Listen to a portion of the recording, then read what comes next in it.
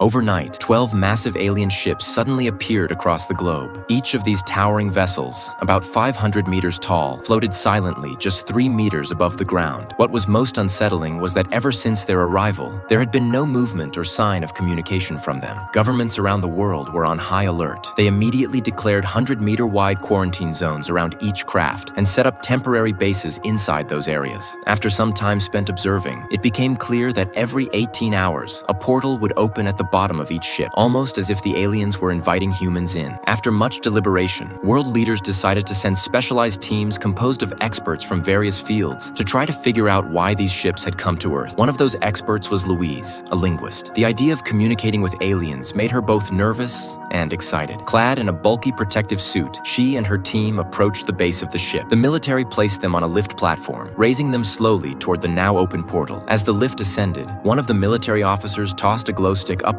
To everyone's surprise, instead of falling, it landed and stuck to the vertical surface of the ship's corridor. The officer explained that the ship's gravity worked differently than Earth's. He then gave a light jump and landed perfectly upright on the wall-like surface. Seeing this, the rest of the team followed suit. They hadn't yet reached the aliens, though. The group made their way down the tunnel until they came to a glowing white wall. Military personnel began setting up monitoring equipment, and they released a bird to test the atmosphere. It flapped around energetically, confirming the presence of breathable air. Louise turned to ask the officer where the aliens were, only to see him staring intently at the glowing screen. She followed his gaze and saw them, two figures that looked like giant octopuses moving behind the translucent screen. These were the ship's alien occupants. Louise was startled, but managed to summon the courage to try communicating. Their first encounter yielded little, just some alien vocalizations, nothing intelligible. Meanwhile, chaos had broken out across the world. The appearance of the ships had triggered mass panic, with looting and riots erupting in many cities. Louise knew she had to find a way to understand them fast. But even when the aliens spoke, their language was incomprehensible. Then, something on the screen sparked an idea. It reminded her of how parents teach babies to recognize words. Inspired, she returned for the second session carrying a small chalkboard. She wrote a simple English word on it and pointed to herself. The aliens vanished without a trace. Had she failed? Just as disappointment began to set in, the aliens returned. One of them released an ink-like substance onto the screen, forming a symbol. They had not only understood Louise's intention, but were now responding in their own written language.